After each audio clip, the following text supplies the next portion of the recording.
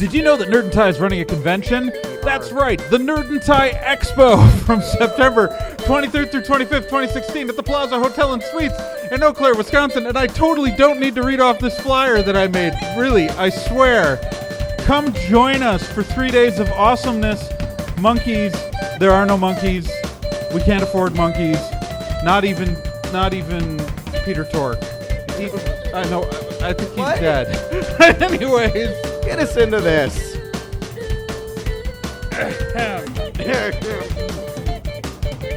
On this episode of Nerd and Tie, there are new trailers out for Rogue One and Godzilla Resurgence. Wine Country Comic-Con is imploding on levels you have yet to ever imagine. YourMiniCon still owes money for their 11 canceled conventions. And the 2017 Spider-Man film actually has a title. That is a thing that is occurring to all of us and has happened to us. And by the way, we're live at No Brand Con 2016. All 5,000 people in this room just applauded very loudly. That's good stuff, man. That's yeah, great. and welcome to Nerd and Tie. For those of you who are unaware, this is the only podcast on the internet that we're aware of with the dress code. I think so. I am one of your hosts, Trey Dorn. Joining me, as always, as proficiently as possible, the Professor of Furs, Professor Fur. Thanks, Trey. I'm excited to be here live with you guys. It originally wasn't going to happen, and I said, screw it. I will wake up at 7 in the morning to get back to Eau Claire to be to work on Sunday. Also joining me to my right and your left is the wondiferous, splendiferous, undefeated Nick Izumi. It's true. I have never lost a death match. Now, there is a fourth mic on this table, which we'll all look at with shame, which is supposed to be sat at by Genjamin Proc. Genjamin Proc has deigned not to appear with us. It's fine. We still like her. We She's think, great. I don't know. We don't know where the... Hopefully she's not dead. I think she's out to dinner. I think her and a couple other people had gone up to dinner, and it's probably... I mean, like, I literally just walked in minutes before going on air because... You at least told us, though. Yeah, that's true. It's all right. You told us in a magical place. But anyways, you got the three of us who are always here, so that makes it special. We have never left this room, ever. This is our first time in this room as we are at the beautiful No Brand Con, so we are not literally alone. Always here. We are not alone. We are joined, of course, by a smattering of people who 10 decided times to as join many us, people as I expected. who came out to probably the least promoted version of this podcast live we've ever done. Yeah, I don't know what it happens, man. It's because all right. we were scheduled immediately following the Cosplay contest, which might still be running long. I think it is because it No, sounded... I saw a bunch of people got out. Oh. It's over. Oh, it's done? It's done. There There dead. are no more cosplay contests. It's over. Everyone's Forever. dead. Cosplay They're contests all are dead. over. You heard it here first. They are the... Oh, it's never so. Anyways. I was Proto-Man today. I'm sorry. Not a person I care about. I just read the name, not the Yeah, message. too. I'm reading things on Fur's phone as they come in and invading his privacy. Just like the But NSA. this is still a show. And we're going to do this, and we got things to talk about. We do on have this. things to talk There's about. lots on the list. And we're going to start out with the fact that we have the first trailer for Rogue One. Yeah. Yes. The first Star Wars anthology film. It is the teaser trailer, so it's only giving us small bits and pieces. We but get it's to see the characters, which We is get to cool. see the characters, and really the first trailer is very much focused on the lead protagonist, Jyn Erso, played by Felicity Jones, Who looks awesome, by the way. And whether you it's either the cheesiest line in the trailer or the best line in the trailer. This is a rebellion. I rebel. It's either best. It's best. either a crowning moment of awesome. Or it's the cheesiest line, or both, and I'm going with both. I'm going to go with both. I'm gonna No, go with both. best. You're both wrong. Best. Honestly, like watching that trailer, I had to watch it a couple of times because I was entirely blown away by Mon Mothma. Oh my gosh, that actress, cool, yeah. they got Genevieve O'Reilly. we've seen before. Well, we didn't see her before. She appeared briefly in a scene in Attack In of the episode Clones, 3, yeah. that was deleted. Where she was supposed to play a young Mon Mothma. It was the idea was that they were sowing the seeds of the rebellion. They were talking about what was going to happen when Palpatine took over, and they just called her back and said, "Hey, we're going to just bring you back because you were great." She is eerie. I thought it was the original. Like I thought it was a CGI mask on an actress instead of an entirely different person. Nope. It's wonderful.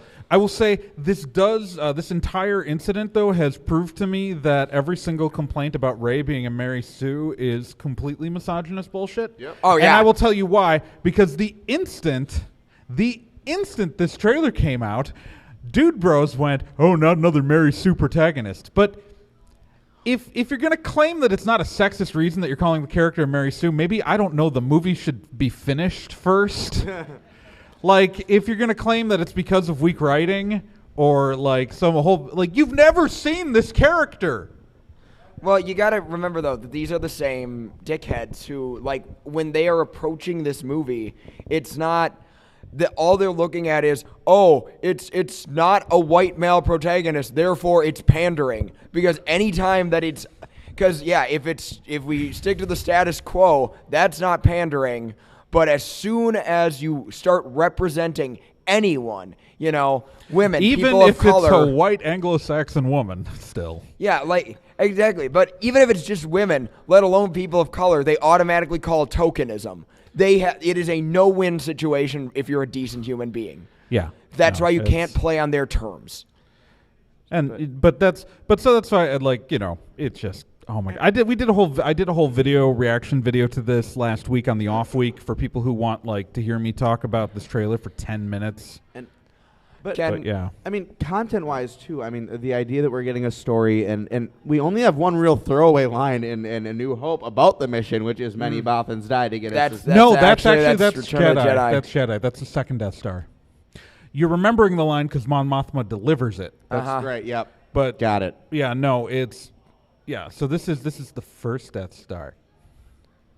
I'm only sad because this means my favorite Star Wars video game is completely phased out of canon. Dark Forces? Yep. Dark Forces. I love Dark Forces. This is Dark Forces, that was the movie. FMV game, right? No, Dark Forces was the first-person shooter. It was the first Kyle Katarn game before they decided Kyle Katarn was a Jedi. So it's mostly him shooting people in the face, or at least that's how I played it. Yeah, no, it's great. But it's I like the idea that we're getting a movie about this. It's not important to the story, but it's cool to see how it happened. So the following things are, first off, what I love is, just to go back to the Dubrode for just 1 second, is we've known for like most of the last year that it was going to have a female protagonist. Yet these guys are talking about how they don't listen to the Star Wars fans, but they all discovered it had a female protagonist with the trailer. And look, Star Wars is a mainstream product. I don't expect everyone to be a hardcore, like, follow every piece of news. But you also then can't pretend to be the hardcore guy. You can't pretend to be the hardcore guy who follows every piece of news and not know that, though. We had the cast picture with Jyn in the middle before Episode 7 opened. Yeah. Seriously. But the other thing that I predicted, which is happening all the time, is people because Star Wars is so mainstream, and this is the first anthology, this is the first non-sequential film, because even Clone Wars takes place after Episode 3. Yeah. Because that got a theatrical release, people. The first couple episodes of Clone Wars were pushed out to theaters as a movie. No, I didn't see it either.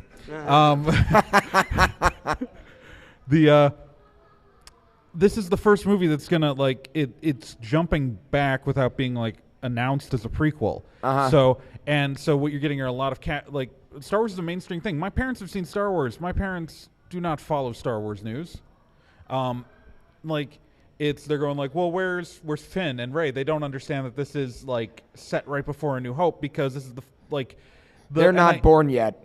Right. But they're confused by the existence of an anthology film, and I knew this would happen, and this will go away after we get people used to the idea of these out of sequence anthology films, but it's like, this is so obvious to predict. Yeah, like, it's going to be awkward for a while because people are going to be really... It's not fair, and I'm not going to make fun of people for that, because like you said, Trey, it's not fair to expect just Joe average moviegoer to be like, oh, this is another Star Wars. Like, why wouldn't it be the next episode? Right. The other thing, what I really loved about this trailer is, and I've seen people say like, "Oh, it looks like Star Wars," but no. What I love about the trailer is it doesn't look like Star Wars. It's all the like all the setting is right. It all like it's all technologically Star Wars, but the way it's shot, the cinematography, it's is looking so like different. it's setting up a heist film, and I love it. Yes, I love it. It's visually very different from the imagery in the standard Star Wars film. Also, I just love dirty, grimy sci-fi, and I love that everything looks used up and worn and just and it did in garbagey. episode 4. Yeah, I know. It's a group of gung ho rebels that are using what they have, and I love it. Yeah, I love it. I'm actually jazzed for this movie. I was not as jazzed when it was first announced. Then when I heard like about the cast, I was like, okay, I can start to get behind this. Now that I've seen the trailer, I'm like, yes. Let this happen. Look, there's even Dark Troopers. It is Dark Forces, the movie. Dark Forces, the movie. Only with a protagonist who's not a white dude. It's a white totally woman, so fine close with enough. that. But I'm fine. No, I'm happy I'm with totally that. good with that. That makes it good. But yeah, Star Wars or Rogue One, a Star Wars story, comes out later this year. This December. Well, you know who's directing that one? It's Gareth Edwards. Yeah. And Gareth Edwards has not done many movies, but one of them was 2014's Godzilla. Yeah, and we love that. There's my Nerd and Tie. segue. Well, we loved it. Nick liked it, but thought it had massive problems. And when Well, it I mean, liked it in our Godzilla special, I recall. I was rather vocal about that. But while Gareth Edwards is on hold, producing the sequel to the American Godzilla, Shin Gojira, or Godzilla Resurgence, finally got its trailer. Yes, Look, a photo of Derb. Oh boy. So, Shin Gojira, Godzilla Resurgence, trailer is out, and yeah, I cannot express in words how wonderful this movie is to me. Rubber suit Godzilla, yay! That horrible radiation burned design with the decrepit looking mangled arms that I was losing my mind over in a previous episode. It looks even better in movement. I'm so happy with this Godzilla design. So, like, this trailer came out, and it again, like, they called it a full trailer, but it's only a minute and a half. And it still tells you nothing. It showed us Godzilla for the first time, unlike the teaser, which showed us people running away. It's still a Hideaki Anno trailer. But yeah, it's so Hideaki Anno trailer. It is. There is no information. There's no dialogue at all. You get her some really cool looking shots, and then one shot that has me nervous and reminds me of like the early 2000s Godzilla film, where this one female character turns, and the shot feels really unnatural. And then it goes back to the beautiful panning and like the crane shots, but I'm just like, well, you see that guy breaking down in tears. Yeah, that looked cool. That was chilling, actually. It was that Goosebumps one moment. shot though in there that I'm like, there's gonna be some beautiful shots in this film, but I'm gonna be like still having to judge this movie on a curve. I can for all the people scenes. Don't be wrong. The Godzilla scenes I'm excited for. I'm excited for the biggest issue that I'm worried about is going to be how the film is resolved, because Hideaki Anno and endings are not his strong suit. For those who know, Godzilla's going to Mr. climb Anno. into his mom, and But- then a giant Mothra head is going to slowly sink into a red ocean of everybody's life force. There's going to be a really uncomfortable scene with Rodan in a hospital room. Oh God, no. What I will say, I'm hoping that the trailer is setting a tone to do scary Godzilla again. Because, 2014 American Godzilla is Hero Godzilla, and Hero Godzilla is a totally legitimate version of the character. But Scary as Hell Godzilla has only technically been done in 2 movies. And that's the original 54 one and then the 85 one. And the 98 one. And No, that's not scary. That's a piece of garbage. And visually, And it's visually Zilla, not speaking, Godzilla, it but- is setting up to be a horror film Godzilla, Yes. which is excellent because we haven't really gotten. You said we haven't really gotten to deal with that and see that on a level. It's Yeah, because the since 90s the movies. original. Yeah, well, yeah, the when they tried rebooting in the 80s, they tried to go horror again, and Godzilla Returns, aka Godzilla 85. The American cut, you wouldn't know that it's supposed to be scary, but the Japanese cut is a very scary movie. But then they brought in other monsters, and it quickly turned into Godzilla Monsters a Week again. This, I'm hoping for something more right back to fundamentally awful and creepy and scary. And maybe if this movie is good, I'll forgive Shinji Higuchi for how god-awful those 2 Attack on Titan movies were. F Shinji Higuchi and his awful Attack on Titan movies. I'm writing the review of Part 2 soon. I was going to say, when do we get to see review of Part 2? It's very soon. Very soon. I was going to get it published before I left for the con, but then I got cartoonishly sick. So it's lucky I'm even here. Two of the 3 of us are just holding on to the microphones for dear life right now with our voices. It's something. I'm fine. Normally that's my line. Right. I mean, I hurt my ankle at the day before Nick's wedding, and it's still not great. Weird. Mm-hmm. We're all cursed, all of it. Well, it probably would have been fine if I hadn't gone to Nick's wedding, and then it's all that dancing you did, Trey. It actually literally is. I think it mucked that's you not, up, man. That's not a euphemism. That is me being stupid and dancing on a sprained ankle. Yeah. I blame Sean Corse of Famicom Dojo. I miss Sean. I wish he were here with us right now. I just wish you were still with us. Yeah, it's sad. All right, well, leave your windows up at Safari reservations, guys. That's all. That's what we learned from that. But I've incident. never heard of someone getting mauled by a gazelle before. It's been a long day without you, my friend. And well, tell us all about it when we see your gazelle mauled face again. Anyway, Godzilla Resurgence comes out this year? Yeah. Yeah, this right. is July. July. Man. That's gonna be cool. Please don't suck. Please don't suck. Speaking of things that are sucking. Suck. So now is the point where we get to talk about what we're really good at, which is talking about convention news. And boy, howdy. I kept the rundown really short for this episode just so we could spend a crap ton of time on this. Now, if you wanted to know how to not run things, if you wanted to look at a case study to say, what is the exact opposite of what I should be doing if I wanted to run an event poorly? If I wanted to do things well and with a decent semblance of competentness, well, I'm going to do the exact opposite of what Wine Country Comic-Con has been doing, who now, as of this moment, have lost 17 of their 21 scheduled guests. That 21st guest was just added last minute. It's Stanley's publicist. Now, not Stan Lee. They have Stanley's daughter already, but Stanley's daughter. It's also Stanley's daughter's publicist, so he's probably already there. Over the last week and a half, guests keep dropping out, including the 2 most recent, Tango Holloway and Steve Warkey Nunez. That is not the most recent. No, did we just have another? The most recent is on Thursday. Christina V dropped out. Christina V dropped out. They lost Sailor Mars.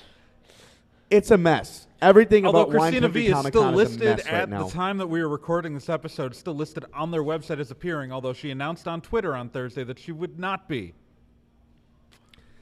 Oh my God. Let's unpack how absolutely mind-bogglingly weird this whole situation so let's is. summarize everything, because we've talked about Wine Country Comic-Con. We've talked about this con before. It's an ongoing saga at this point. We talked about this like 2 or 3 episodes ago, and so show organizer Uriel Brenna started promoting Wine Country Comic-Con way back in middle of last year.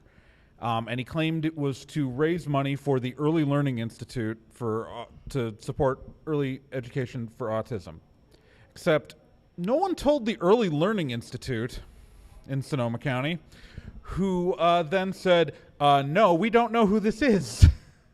And then refused to work with him when he approached them. So then he announced that he was starting a new early learning center.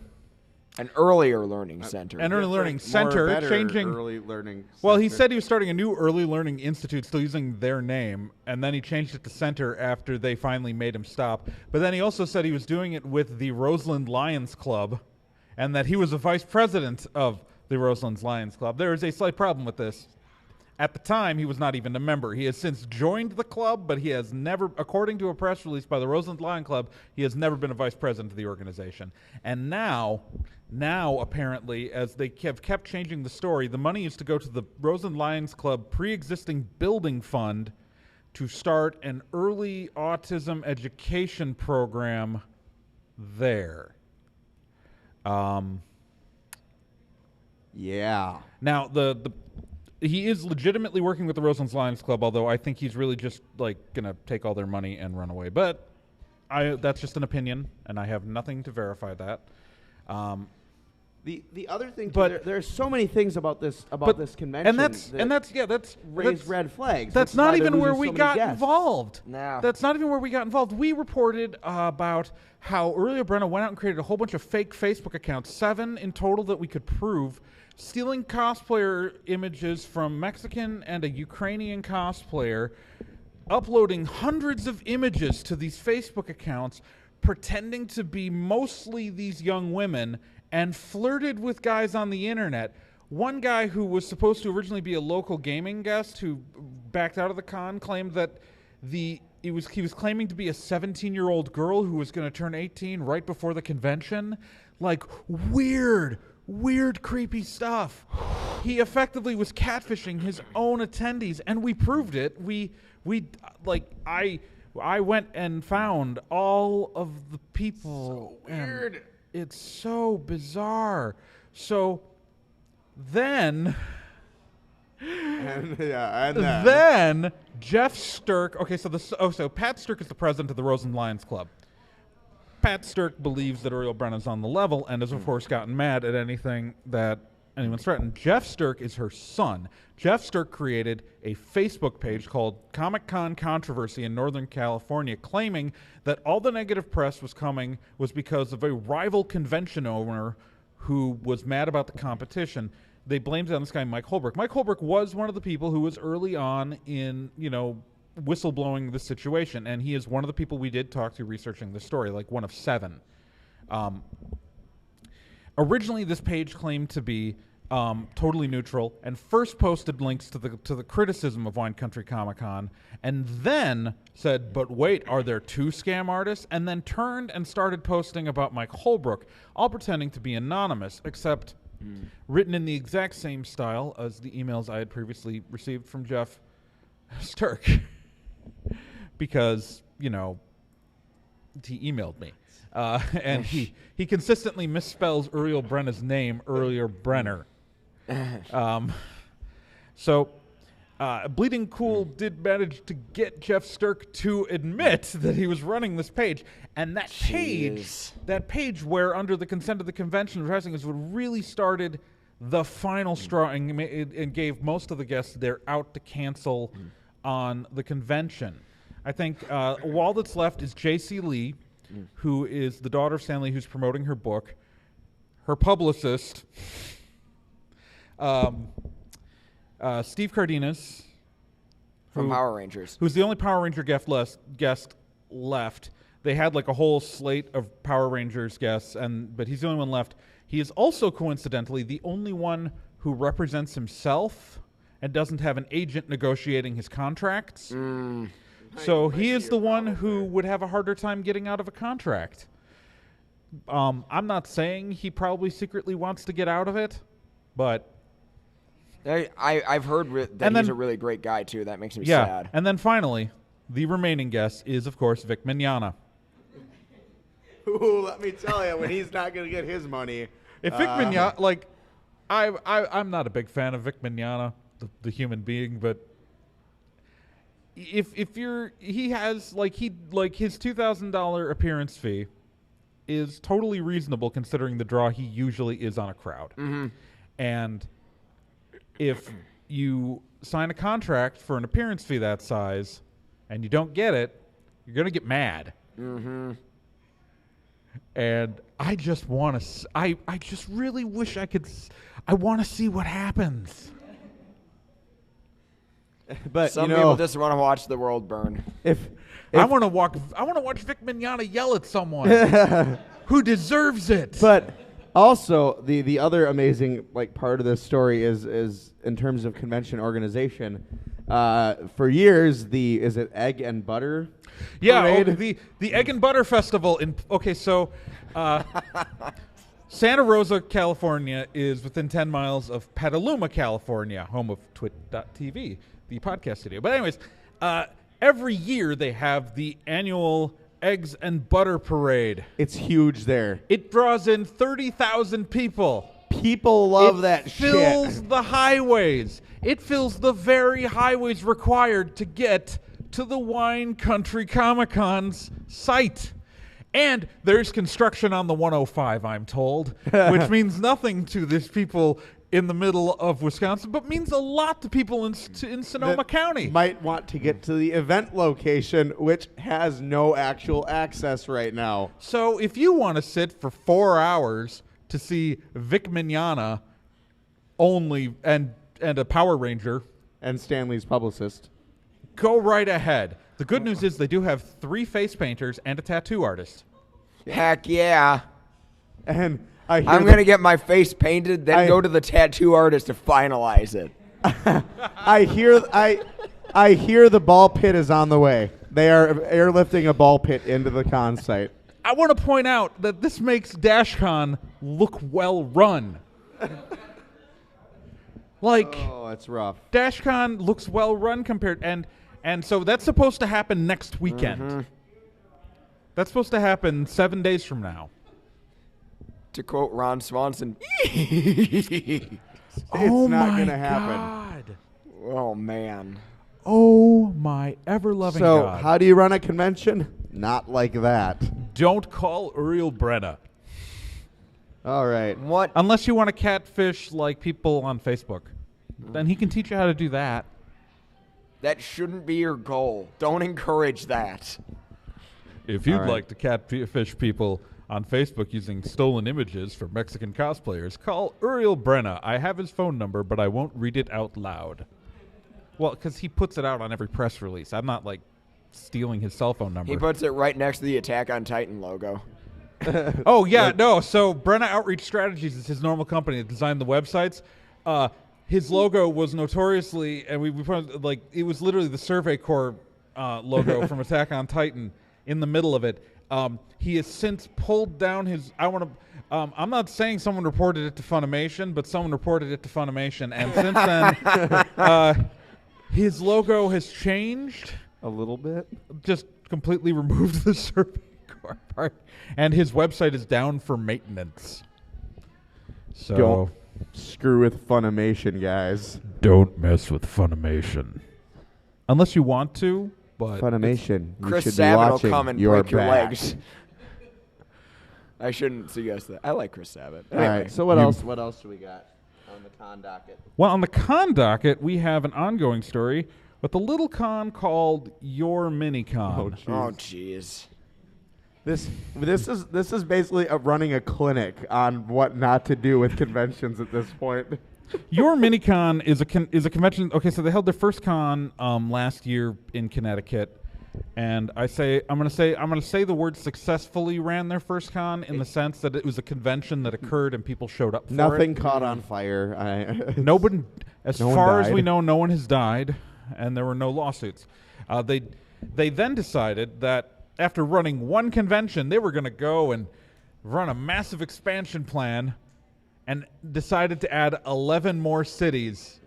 All and across launch the country. 11 more conventions across the country YourMiniCon going on tour. because they ran one. Yeah.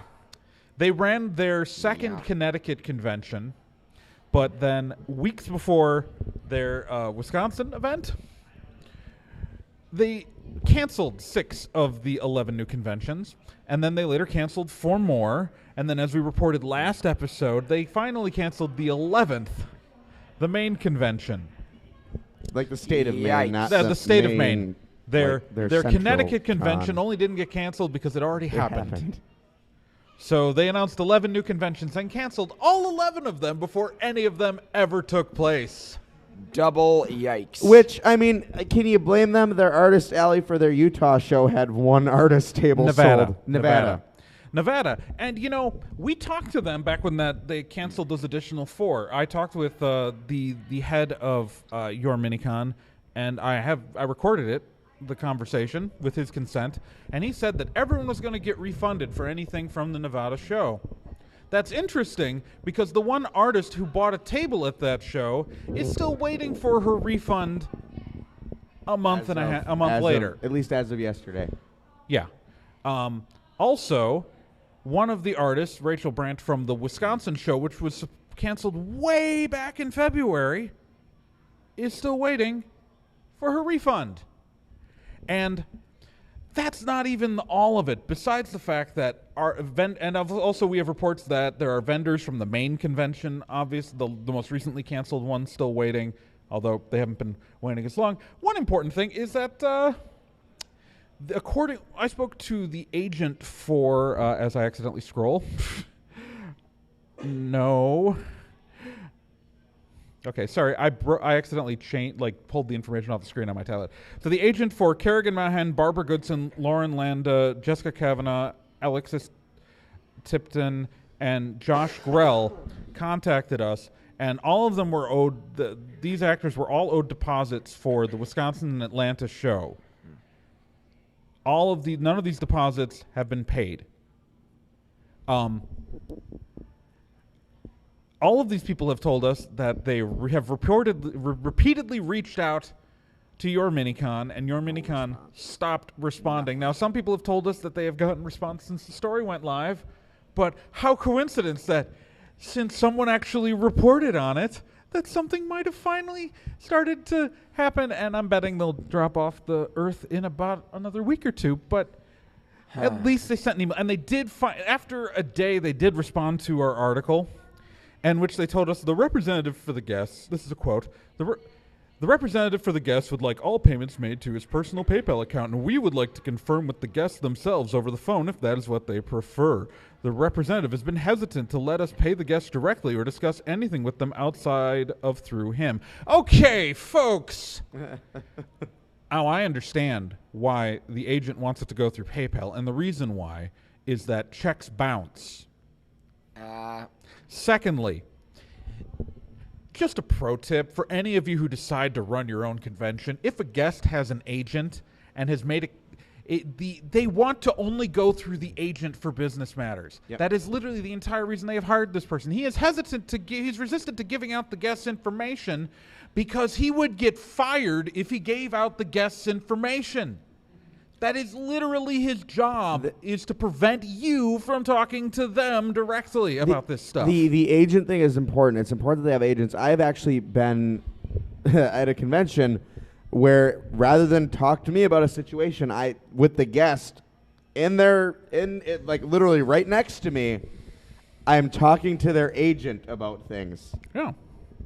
Despite the fact that the guest is right there. So everything goes through an agent. And that's fine. But that's the arrangement. If you bring in a guest who uses an agent, you use the agent. That is their job. They are getting paid for that. Right. And so the fact that this guy the fact that Will Case, the head of YourMiniCon, thinks that it's appropriate to directly reach out to the guests tells you exactly how little he knows what he's doing with conventions. Like, I am shocked and amazed that he actually sent this text to me.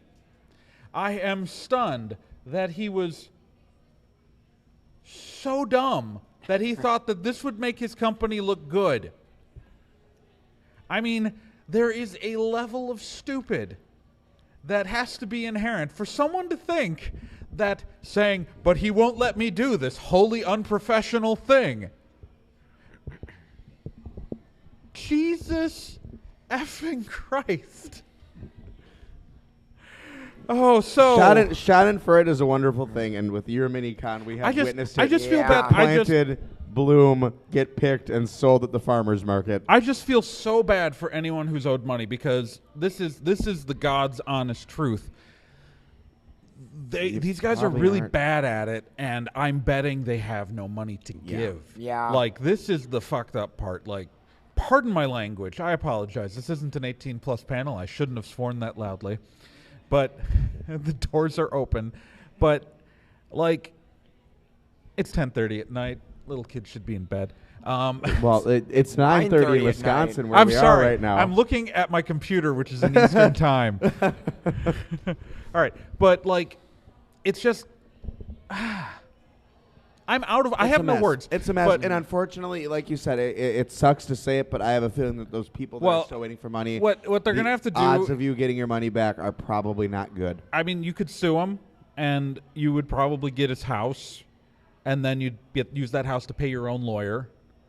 Not that anyone at this table knows about lawsuits. No. No one up here knows what it's like to be involved in a lawsuit. Technically, you got served. You were never named. Yeah, that was the insanity. That was the most confusing. Oh, but we won't talk about We that. won't talk about that. We're undefeated, y'all. 1-0. Get on our level. Or don't. It's your choice. I recommend never going through that experience. It's not fun. Or is it? It's not. Lots You of hated it. lots of terrible things being done by people who don't know what they're doing. Yeah, so what it is. but I will say, I don't think it's that much to say that if your MiniCon runs another event, don't go to it. Just don't.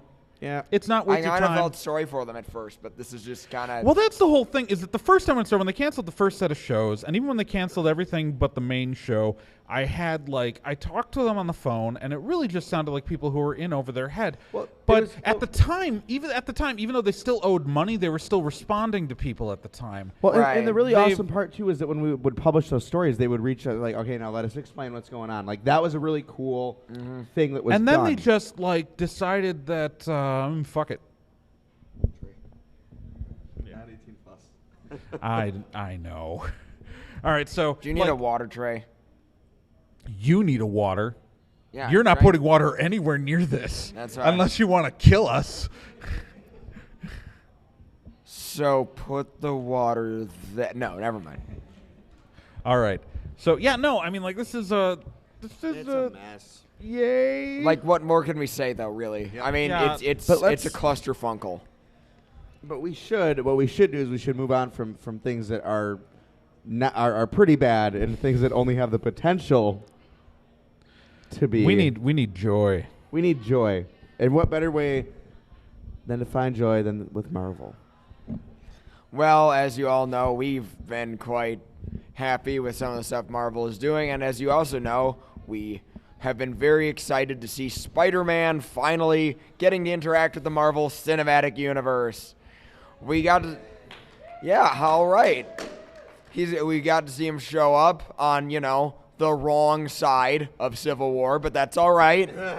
That's all right. What's going to happen with it? Maybe it'll be like the comics, but right now... But right now, he is on the wrong side. And we finally know what Spider-Man's first, Yeah, it's been on the books for a while that a 2017 film was coming. Yeah, we knew the 2017 film was coming, but now it has a title. Yeah. What is that title? Tom Holland's first solo Spider-Man movie will be titled Spider-Man Homecoming, which, is going to be Good all enough. about, which is all going to be about Peter Parker going to the homecoming dance in high school. Well, that's the thing. I mean, they wanted to go with Peter Oh, God, Parker. it is, isn't it? Yeah, that's what it's going to be. Yeah, dude, it works on a double level because on one hand, it's playing at that he's in high school, so it's probably going to involve the homecoming dance, but there's also the meta commentary of he's back in the Marvel Cinematic Universe, so he came home. So, the first I think the title's clever, honestly. I like it. So my reaction to this title was like, what? And then I thought, what could they have called this movie? They can't call it Spider-Man. Tobey Maguire did that. They can't call it The Amazing Spider-Man, the would have to backup. acknowledge Andrew Garfield exists. Right. Now, I mean, I guess the only options left are Spectacular, and I guess if you feel like doing a really weird movie, Superior. But if it makes sense to want to distance themselves from the adjective Spider-Man and go with something different, and then what are you gonna call it? I think the title's kind of clever. I It's like a good, it. clever title. And Yeah, not no, only but that, that's I'm like, oh, I guess that is what I would call it. it. It really is going to go with the homecoming thing because I guess there are reports that we are going to be seeing other Marvel Cinematic Universe characters the Marvel showing characters are they're going to be there. I'm So- looking forward to the sequels. Spider-Man Prom, followed by Spider-Man Sadie Hawkins. And Spider-Man Uncle Ben is dead. No, he's gonna be dead beforehand. Well, before. No, we're gonna see a flashback. We're All gonna get a flashbacks. flashback. And oddly enough, the pearl necklace is gonna Yeah, hit the that's pavement. Like, which just Uncle goes to Ben is a drag queen in Can I this just one. point I out? don't. Can I just point out that why does Martha Wayne have cheap jewelry? Yeah. You've mentioned that before. That I don't. yeah. Anyways, but I don't know. I don't know if I'm completely comfortable with the new Spider-Man movies, only because Marisa Tomei is playing Aunt May, and I don't know if I should ever live in a world. Now? Well, she's old enough to be someone's aunt. I suppose. But again, I you guys don't know have if to I'm remember. comfortable living in a world where Aunt May's hot. Hot enough for Doc Ock. Hey, the Ultimate Spider-Man comics, say what you will about them, they had a really cool younger Aunt May, and her dynamic with Peter was one of the best reasons to read that book. Really, it was phenomenal. They bounced back and forth. She knew he was Spider-Man, and she was this great support network for him. If they adapt that, I am A+ for it. All right, I think that since it's 9:43 and we got letters, Yeah, we should move forward. The good news is if we run late, it's my panel we're delaying. Yeah, we're going into your panel, so that's Yeah. So we got one letter emailed to us, And then another letter hand-delivered. hand delivered. So I will take the letter that was sent to us, which is somewhere here. Here it is, and this one comes from Langland. Langland. Langland. Langland is standing there. in the front row of the audience for those of you at home. Looking like a hired hitman. Am I about to get murdered while I'm reading your letter? That I'm worried. But anyway, I'm Langland not. writes to us the following. I'm done craning my neck looking down. All right. Langland says, "Hey guys, here we are, No Brand Con. Once again, I hope I am wearing, because if I am not, well then I suck, a tie. So anyways, I hope you guys are having fun. So here's what I'm going to do. I'm going to ask all three of you a question. You have to answer the question you are assigned and asked. You can't pass on the question either. So Why? Why? You're not my dad. I don't know if you noticed all the toys in front of me, but I'm a producer. So, I want to be Nick, a producer. in 100 words or less, what is marriage like? It's really awesome. It's like you get to. It's basically. It's not just living with your best friend, but also like. It's all the benefits of living with your best friend. Plus, there's some added legal benefits. So, yeah. Aww. I've been married for almost 6 years. And Trey is still lonely, and I feel so sorry I have for been him. married for almost 6 years. He's going to She's die right alone. there. What? Wait, She's- when did you get married to Sean? Well, Sean that was is dead. dead. Sean was is mauled dead. by He's gazelles. been mauled by gazelles. Oh, my gazelles. Get your story straight, I don't damn know it. what's happening. All right. So thank you, Nick. Fur, that's me. If we haven't done it yet, you want to get a beer after recording the podcast. I'm going to actually pass because I have to be up at 7 in the morning to get back to Eau Claire to be to work on time. So I am not going hard tonight. I am remaining thoroughly unlit, as it were. We are not turning dead. Don't know. I will pull out my prop vodka here I and won't. throw it. So thank you for your offer, Langland, but I'm going to have to politely decline that beer offer. And Trey, you ready for this one, man? Sure. Who would win in a fight between a BLT sandwich and a chimichanga? You have to pick one of those two as an answer, and you have to defend your answer. You cannot default to a lame answer like eating them before they fight. That's a jerk move if you give that for an answer. So in this world where there are two sandwiches, and a chimichanga is a sandwich, it's meat and Chimichanga's fillings. not a fucking sandwich. It's so meat. It's meat and fillings between a bread-like object. That's a sandwich. Are you the kind of person that says a hot dog's not a sandwich? Look, two things here. Bread-like object should be the name of a First off, band. chimichanga, not a sandwich. Secondly, the question does not actually say it's a sandwich, nor does it ever claim it's a sandwich. So don't make up rules that Langland didn't impose. All right. Well, either way, who's going to win that fight? All right, go. I'm gonna say BLT sandwich because I've never had a chimichanga. All right. Well, good pick. Good answer. I would have also accepted, like, depending on how you make the BLT, you could potentially get more, like, energy out of it, which would win the fight. But he didn't ask me, so I'm not even going to bother. Anyway, I heard there might be a fourth person this time around. So, There's not. Minda, you're the fourth person in this. What is your favorite Minda, food? come up here. Get Minda, you got to come up here. Go. I'll turn your mic back on. Minda, Go who sit at has that- been here the whole time. Hello. What is your favorite food? Pasta. Thank you, Minda. You get Thank out you, there. Minda. Bye. You get out, yeah. There we go.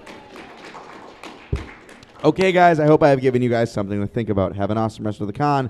Peace out, your buddy, Love Langland. Thanks, Langland, Thanks, Langland. Thank you, sir. who wrote to us from the front row. So now we have a handwritten paper letter. I'm opening right here. There's 2 of them in there. Oh, sweet Jesus, no. I'll take one of them then. Here, let me hand me letter number 2, and I'll hand it to. I don't All read. right. I don't read paper because it's not the way we tell you to write letters. We tell you to go to nerdandtie.com/contact and use the form. All right, look at some Archimize. Dear Nerd, Ty, and the live No Brand audience.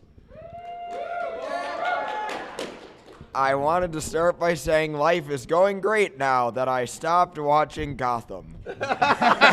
That's right. For those of you who don't know, we made Archimize write Gotham recaps for half a season, And he quit. and then he quit.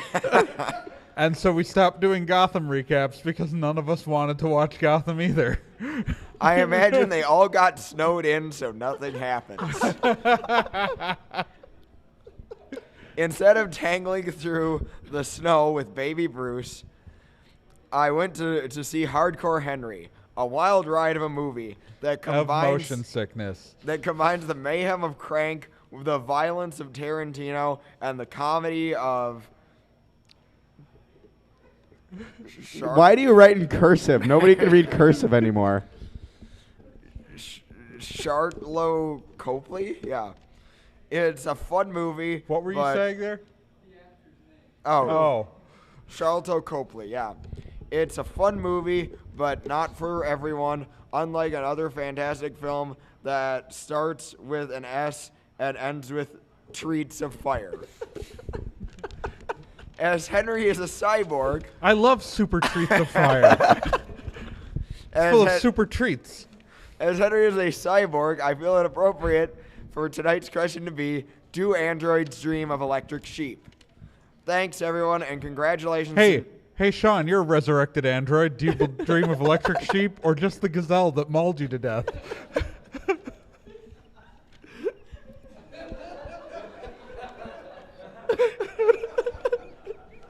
God, I miss Sean. It's sad. His android, his android replacement's But he doesn't have a soul that Sean used to have when I would look deep into All his right, let me- eyes. That soul Wait. died long ago before I the can gazelle answer ever this. tasted I was- his flesh. I was Proto Man all day. I can answer this question. They do not dream of electric sheep. They dream of sheep man. Sheep man. Meh. Sheep man. Thanks everyone, and congratulations to Nick and Raina for putting on an awesome Wedding Con 2016. Archimize. I've been told we have 10 more minutes. We don't want to bump into the next panel, which is also mine. Sorry, no cookies this time. I gave them all to Your mom? the starving con goers. PPS, that was a lie. There were never any cookies. I knew it. All right, the other letter that we have, letter number 2, says, Dear Shameless Otaku. I don't know. For those of you who don't regularly pay attention to the podcast, We've been there in Shameless between the Otaku last and Archimize 4 have been writing episodes. letters to each other through our show. I don't know what you mean about trying to push a sledgehammer agenda. It seems like a perfectly reasonable weapon to use against Willem Dafoe. There's a higher success rate with hammers than some super special awesome police helicopter. Just saying. What is happening? On a related note, I who never do you- pay attention to these. Who do you think would win in a fight, Optimus Prime or the RX-78? Well, the answer is That's clearly the a original BLT Gundam. sandwich. That's Sorry to hear you couldn't make it to No Brand. Hope to catch you next time. Archimize.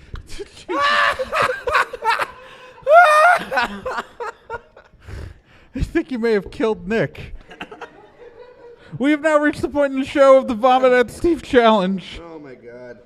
For those of you who are unaware, the Vomit at Steve Challenge is a challenge where I read a line from a book And the challenge to you, the listeners, is to write in and tell us what book you think it is from. If you guess it correctly, you get included in the Hall of Awesome. The benefits of the Hall of Awesome are as follows. 1, you get your name listed on our website. 2, we read your name aloud every episode, like in this segment. 3, nothing else, you greedy sons of bitches. Nick, do you regularly see Shameless Otaku? Yeah, I do. Make sure he gets that. Oh, okay. Yeah. Okay, good. All right, so the current members of the Hall of Awesome are as follows.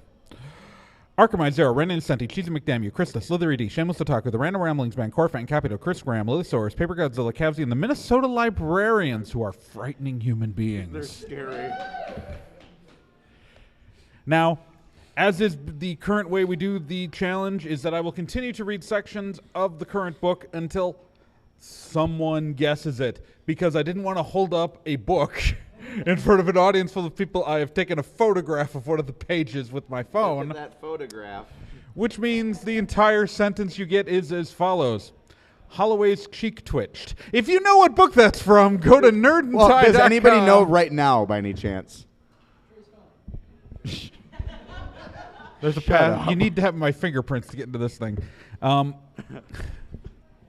If you know what book that is from, go to nerdandtie.com and click on the contact form and tell us. Or if you have anything else you would like us to communicate to your friends, apparently, and tell them. We're send like your that there modern-day too. Pony Express, really, I guess. We have a couple of minutes. Anybody want to ask anything? Yell at me. If you want to ask something, we're going to ask that you come up front where we have a microphone. And be quick. That you can use. And I will turn it back on. There's a microphone. I just want to say I'd like to thank you for exposing what a white country has done under the false pretenses of supporting autism. A lot of people with autism, myself included, go to anime conventions for social support, and it is a shame that a con organizer is using an entity that has helped so many people with autism for his own personal gain. So thank you for exposing that. Thank you for that. Thank you. Yeah. And Langland is running up and grabbing the microphone. He's off camera, though, so be happy. All right. Oh. No. All right. For Nick and since I already asked what's straight. up, buddy? Okay. New battle. Okay. A slice of pizza versus a quesadilla. Who would win? Pizza. Pizza. Quesadilla. Oh, screw you, Nick. Screw Yeah, you, well, Nick. guess what? Quesadillas are better. Woo! What Yeah, about okay. what about a quesadilla pizza? Oh, that'd be Ooh. that'd be awesome. Let's make one. That sounds like an unholy abomination that I need inside of me. Arkham What do you need now? What do you need, Arkham? What was your favorite cosplay at No Brand so far? I saw this one where it was clearly a really bad mask pulled over some sort of bony exoskeleton alien creature with a dumb white hat. It's a brilliant Arkham costume. No, Also, one of the con. con directors looks just like James Franco's stunt double. Somebody had a Catherine from Doctor Who. There was a Jareth walking around. To be serious, there was a Jareth walking around from the labyrinth. That That was was a really really cool. good Jareth, It's yeah. a really good Jareth. So yeah, that might be Leonardo Nadeau. I don't know how to pronounce her I don't know her current last name, but like she got married, and I know how to spell her last name now. I But don't know how to say she had a it. Dragon Age cosplay that I was there when they were doing prejudging, and she walked in for prejudging, and I hear a judge go, "Holy shit!" Like that's how you know you've got a good costume. Well, there was this really phenomenal Mega Man group that was going around. That was Mega Man, Proto Man, and Roll. It was okay, but there was a I don't really have a good solid way to Mass fake Effect. hit you. There was a really amazing Shepard cosplayer walking around that too, was and a that armor was like thumbs up. They got this kind of craft foam that looked like the material that they use in the game. It just looked really neat. Also, I saw this android that looked exactly like the late Sean Corse. Yeah.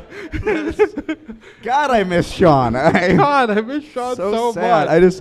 Before, you leave your windows up and you don't cover yourself in termites, the natural prey. You guys should listen to his final episodes at FamicomDojo.tv of the Famicom Dojo podcast. I heard he pre-recorded 6 years worth of shows. Yeah. Everything from here on out, his legacy will live on. Rerun. His legacy lives on. The real weird part, though, is going to be the reign of the Sean courses. Well, right now we have Android Sean course, but there's also going to be the last son of Eau Claire, and and the Eau Claire kid, and Fami Man, who's he was so inspired by Famicom Dojo, he made armor out of Famicoms. Oh, and don't forget Shaquille O'Neal is going to reprise his role as Steel. Yeah, we maybe have a couple of questions. Anybody else want anything else? We got a couple of minutes. If anyone else has a question or desire. Hey, Sean, want to come up and say a few words and and just remind everyone that this is a joke and you're not dead? You can, if you take the mic behind the table here, you can even be on the YouTube video. There was a lot of blood. Sean Course, for the termites record, in that is not dead, except for, he was mauled by a gazelle. We didn't make that up. That really happened. We wouldn't lie about that. The Wisconsin Dells are a strange place. We didn't expect that to happen on the Ducks, but it did. The gazelle did buy a ticket.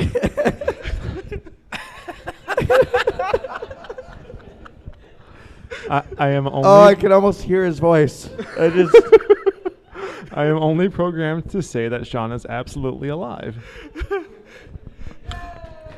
Now bring me a cheese. That's your other programming. I'm told that wasn't really Sean. That was Phil Bond in a suit.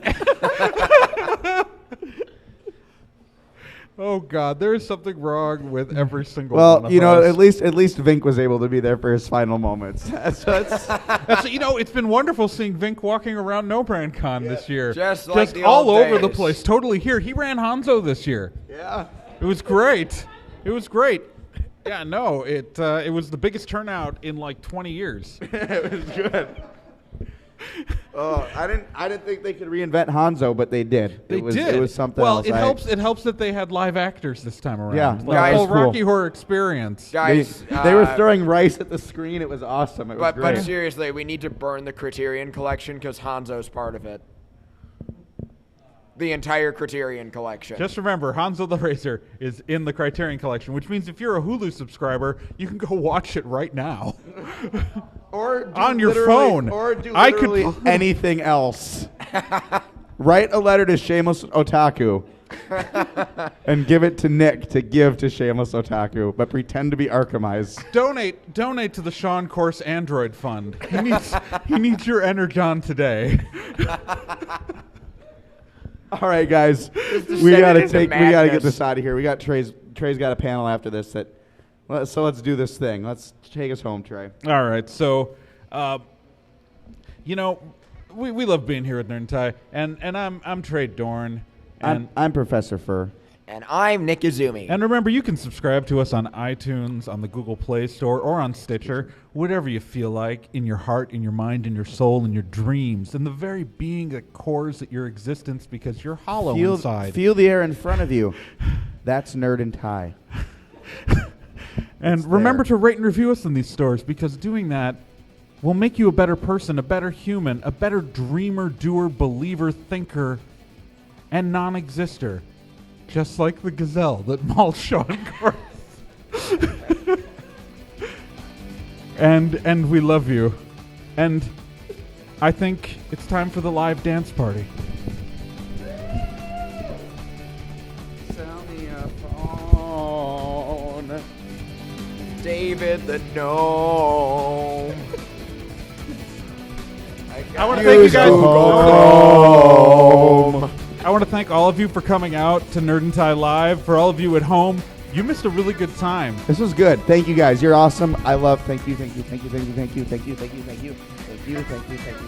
But not you, Sparky McDaniels. You're not off the hook. I like how the staffer is looking at us angrily to finish up, but But Trey it's is my not panel. moving from I'm his already spot. set up. The following panel starts It's now. Trey.